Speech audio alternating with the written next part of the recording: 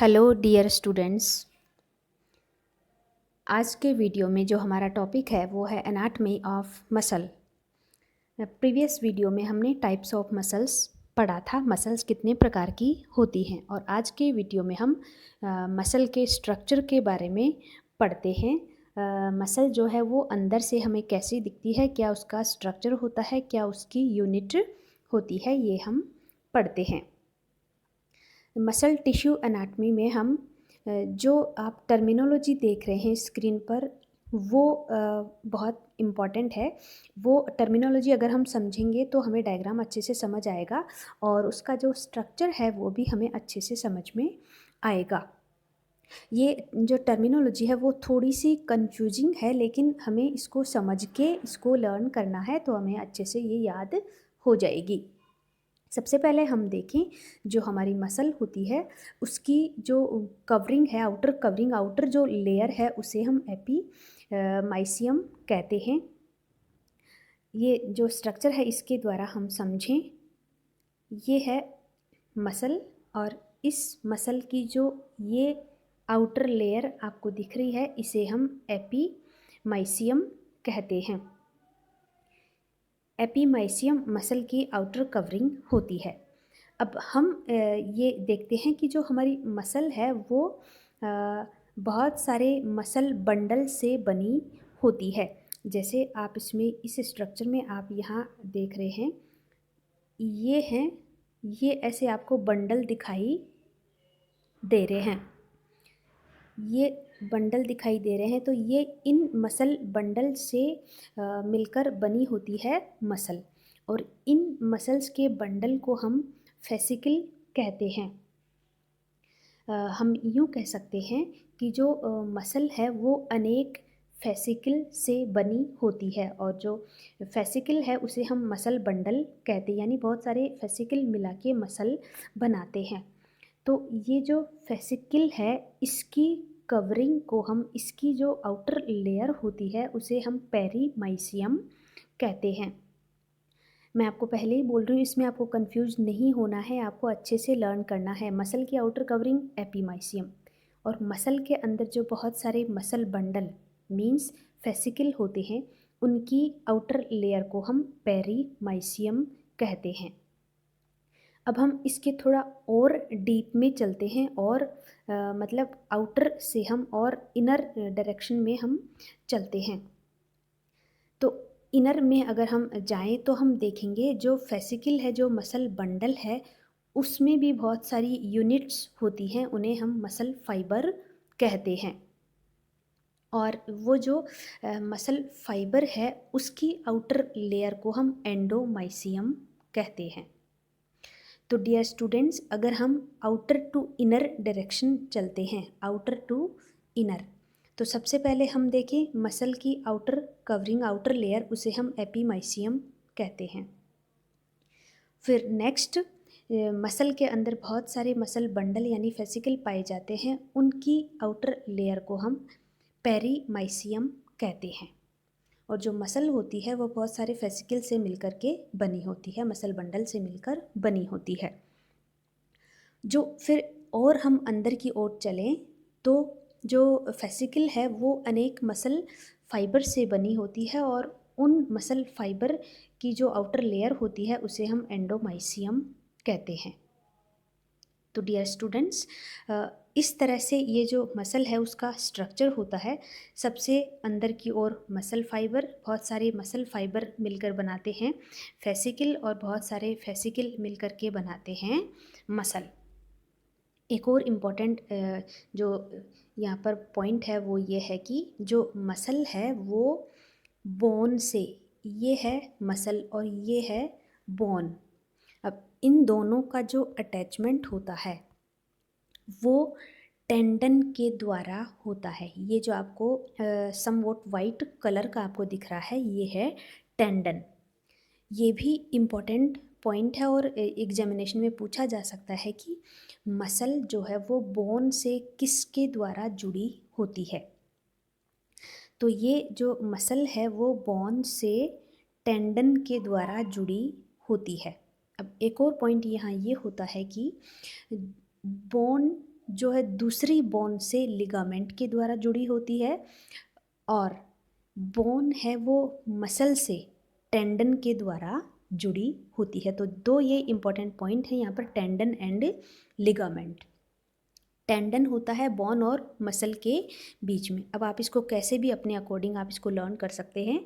और एक जो बोन है वो दूसरी बोन से लिगामेंट के द्वारा जुड़ी होती है। फिर नेक्स्ट जो हम देखते हैं, हमने अभी पढ़ा है स्ट्रक्चर ऑफ मसल। ये आप इस स्ट्रक्चर में भी यहाँ देख सकते हैं, एपीमाइसियम आउटर कवरिंग, फिर ये है पेरीमाइसियम, और फिर है ये यहाँ पर एंडोमाइसियम। एंडोमाइसियम के अंदर ये है मसल फाइबर, ये बहुत सारे यहाँ मसल, ये बहुत सारे मसल फाइबर है। अब मसल फाइबर के अंदर यहाँ ये है मायोफाइब्रिल, जो इसकी यूनिट होती है। यानी मसल फाइबर के अंदर बहुत सारे मायोफाइब्रिल्स होते हैं। अब हम बात करते हैं एक बहुत ही इम्पॉर्टेंट स्ट्रक्चर की, बहुत ही इम्पॉर्टेंट पॉइंट की। ये भी एग्जामिनेशन पॉइंट ऑफ व्यू से ये इम्पॉर्टेंट है, सार्कोमियर। सार्कोमियर को हम मसल की यूनिट या फिर मसल की कॉन्ट्रैक्टाइल यूनिट हम कह सकते हैं। कॉन्ट्रैक्टाइल मीन्स जिसमें संकुचन होता है। यह पेशी की एक संकुचनशील इकाई होती है। Contractile unit of muscle is myofibril. और ये जो मायोफाइब्रिल है, यह एक संकुचन इसमें होता है। और संकुचन कब होता है? जब मसल के द्वारा कोई वर्क किया जाता है, कोई कार्य किया जाता है, तब इसमें संकुचन होता है। अब हम जो सार्कोमियर है उसका स्ट्रक्चर देखते हैं। ये आप यहाँ डिटेल से देखें, ये है मसल, ये हमारे हैंड की मसल है, और इसमें इतना स्ट्रक्चर हमने अभी पढ़ा ही है, ये यहाँ तक हमने पढ़ा ही है। इसमें मसल फाइबर है, मसल फाइबर के अंदर ये यहाँ पर सिंगल ये मायोफाइब्रिल है।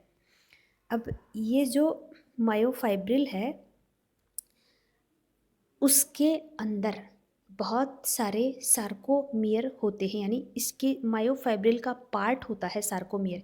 जैसे ये कंप्लीट यहाँ मायोफाइब्रिल है, तो इस मायोफाइब्रिल का जो यहाँ से यहाँ तक का पार्ट है, इसे हम सार्कोमियर कहते हैं। सार्कोमियर क्या होती है? कॉन्ट्रैक्टाइल यूनिट होती है मायोफाइब्रिल की। तो ये जो सार्कोमियर है इसका हम डिटेल्ड स्ट्रक्चर देखें। यहाँ आपको क्लियर विजिबल नहीं हो रहा होगा आई थिंक। ये देखें, इस स्ट्रक्चर में ये है मसल, ये है मसल बंडल, और ये मसल बंडल में ये है मसल सेल या मसल फाइबर। यहाँ ये आप ध्यान रखें, मसल सेल और मसल फाइबर एक ही नाम है या एक ही बात, सेम ये होते हैं। तो इसमें ये जो मसल सेल है इसमें ये मायोफाइब्रिल, अब मायोफाइब्रिल के अंदर ही जो इतना इसका भाग है उसे हम सार्कोमियर कहते हैं। ये इसका डिटेल स्ट्रक्चर है यहाँ पर सार्कोमियर का। ये जो सार्कोमियर है यह एग्ज़ाम में मतलब शॉर्ट आंसर टाइप क्वेश्चन में भी आपके आ सकता है। What is sarcomere? सार्कोमियर क्या होता है, इसकी परिभाषा बताएं। तो सार्कोमियर जो है, ये वाला जो स्ट्रक्चर आप देख रहे हैं ये कंप्लीट सार्कोमियर है। सार्कोमियर, अब इसमें क्या होता है, अलग अलग लाइंस के द्वारा इस स्ट्रक्चर को समझाया जाता है। ये इसमें यहाँ पर ये जेड लाइन, ये जिगजैग जो है ये है जेड लाइन। तो हम यूँ कह सकते हैं दो जेड लाइन के बीच की जो दूरी होती है उसे भी हम सार्कोमियर कहते हैं, या फिर यह पेशी की संकुचनशील इकाई होती है। Contractile unit of muscle fibre is known as sarcomere. अब इस सार्कोमियर में हम देखें, इसमें दो प्रकार की प्रोटीन्स प्रेजेंट होती हैं। ये इसमें दो प्रकार की प्रोटीन्स हैं सार्कोमियर के अंदर, एक्टिन और मायोसिन। अब जो एक्टिन प्रोटीन होती है वो बनाती है थिन फिलामेंट। थिन फिलामेंट पतले तंतु, थिन फिलामेंट होते हैं यानी थिन फिलामेंट बने होते हैं एक्टिन प्रोटीन से। दूसरे जो थिक फिलामेंट्स हैं वो बने होते हैं मायोसिन प्रोटीन से। ये दो प्रकार की प्रोटीन होती हैं, एक्टिन प्रोटीन और मायोसिन प्रोटीन। ये दोनों इंपॉर्टेंट इसका स्ट्रक्चर बनाती हैं। और भी प्रोटीन्स इसमें होती हैं, उसका हम आगे स्टडी करेंगे, लेकिन ये जो दोनों प्रोटीन हैं वो इंपॉर्टेंट स्ट्रक्चर बनाती हैं। और एक्टिन प्रोटीन थिन फिलामेंट्स में होती है, मायोसिन प्रोटीन थिक फिलामेंट्स में होती है। ये आपको ऐसे हमेशा ऐसे ही इसको लर्न करना है। अब यहाँ पर आप देखें, इसमें आपको जो येलो कलर वाली ये जो दिख रही है, ये है थिक फिलामेंट, यानी ये मायोसिन प्रोटीन है। जो येलो कलर में आपको दिख रही है ये है थिक फिलामेंट, और थिक फिलामेंट बने होते हैं मायोसिन प्रोटीन से। दूसरा हमने बात किया है थिन फिलामेंट्स का। थिन फिलामेंट्स बने होते हैं एक्टिन प्रोटीन से। ये आप देख रहे हैं यहाँ पर, ये जो थिन फिलामेंट्स हैं ये बने होते हैं एक्टिन प्रोटीन से। थिन फिलामेंट एक्टिन प्रोटीन से और थिक फिलामेंट मायोसिन प्रोटीन से बने होते हैं। ये स्ट्रक्चर में भी अगर आप बनाएंगे तो जो मायोसिन प्रोटीन है या थिक फिलामेंट है उनको आपको थिक बनाना है, और जो थिन फिलामेंट है पतले वाले तंतु हैं उनमें वो एक्टिन प्रोटीन से बने होते हैं, तो वो आपको उनको आपको पतला बनाना है नाम के अकॉर्डिंग ही। ये जो ब्राउन कलर के आपको दिख रहे हैं ये हैं थिन फिलामेंट्स, ये एक्टिन प्रोटीन से बने होते हैं। और ये जो इसमें ब्लू कलर के डॉट्स आपको दिख रहे हैं ये इस पर ट्रोपोनिन प्रोटीन होती है ये। और इसमें आपको ये रेड कलर के कुछ थ्रेड लाइक स्ट्रक्चर भी दिख रहा होगा, ये ट्रोपोमायोसिन प्रोटीन होती है।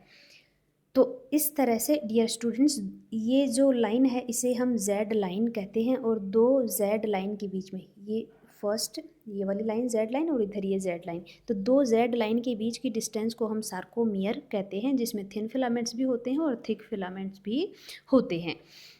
दूसरा हम देखें, जो थिक फिलामेंट्स यानी मायोसिन वाला जो पार्ट है, मीन्स यहाँ से यहाँ तक का जो पार्ट है उसे हम ए बैंड कहते हैं। A band means dark band. Dark क्यों दिखाई देता है? क्योंकि यहाँ पर ये जो थिन फिलामेंट्स हैं और थिन इन दोनों की ओवरलैपिंग होती है, इसलिए ये यहाँ से डार्क दिखाई देता है, तो इसको हम ए बैंड कहते हैं। और जहाँ पर केवल थिन फिलामेंट्स होते हैं, यानी ये वाला जो भाग यहाँ केवल थिन फिलामेंट्स हैं, पतले तंतु हैं, इस वाले बैंड को हम आई बैंड कहते हैं। ध्यान रखें आप, जो जहाँ थिक फिलामेंट्स और थिन फिलामेंट की ओवरलैपिंग हो रही है ये वाला पार्ट कहलाता है ए बैंड, और जहाँ केवल थिन फिलामेंट्स से पतले तंतु हैं ये वाला बैंड कहलाता है आई बैंड। और ये जो दो जेड लाइन है, दोनों जेड लाइन के एग्जैक्टली सेंटर की में एक लाइन होती है, उसे हम एम लाइन कहते हैं। तो डियर स्टूडेंट्स, आई थिंक कि आपको ये सार्कोमियर का स्ट्रक्चर समझ आया होगा। इस सार्कोमियर को हम वापस रिवर्स में चलते हैं, यहाँ आपको दिखाते हैं सार्कोमियर। ये वाला जो पार्ट है ये आप देखें, इस पार्ट में ये है इतना इतना सार्कोमियर। अब इसको अगर जूम करके हम देखें, इसको देखें तो इसमें यहाँ पर आपको ये नज़र आ रहा है ए बैंड, ये इतना इतना है ए बैंड, जहाँ पर थिक और थिन दोनों फिलामेंट्स प्रेजेंट हैं, ये है ए बैंड। और जहाँ ओनली थिन फिलामेंट्स मीन्स ये वाला पार्ट, यहाँ इस बैंड को हम आई बैंड कहते हैं। और ये है जेड लाइन, इधर भी ये है जेड लाइन, तो दो जेड लाइन के बीच की जो डिस्टेंस है उसे हम सार्कोमियर कहते हैं। और जो सार्कोमियर होती है वो ही कॉन्ट्रैक्टाइल यूनिट होती है। ये इस स्ट्रक्चर में भी आपको दिख रहा है, यहाँ पर ये सार्कोमियर है, एग्जैक्टली सेंटर की लाइन ये एम लाइन है, ये दो जेड लाइन है, इन दोनों के बीच की डिस्टेंस को हम सार्कोमियर कहते हैं। और ये इस स्ट्रक्चर में आपको डार्क बैंड और लाइट बैंड यहाँ पर क्लियर आपको नज़र आ रहे हैं, ये है डार्क बैंड और ये है यहाँ पर ये लाइट बैंड है। और ये जो लाइन दिख रही है ये वाली डार्क लाइन, ये है जेड लाइन, और दोनों जेड लाइन के बीच की डिस्टेंस ये है सार्कोमियर। तो इस तरह से डियर स्टूडेंट्स ये है स्ट्रक्चर ऑफ मसल। और आई होप कि आपको ये स्ट्रक्चर ऑफ मसल अच्छे से समझ आया होगा। इसको समझना ज़रूरी है क्योंकि आगे हम जब मसल कॉन्ट्रैक्शन पढ़ेंगे तो इस स्ट्रक्चर को समझे बिना हम आगे का मसल कॉन्ट्रैक्शन समझ नहीं सकते। तो इस वीडियो को आप एक बार नहीं समझ आए, 2 बार देखिए और इस स्ट्रक्चर को अच्छे से आप समझें। Thank you.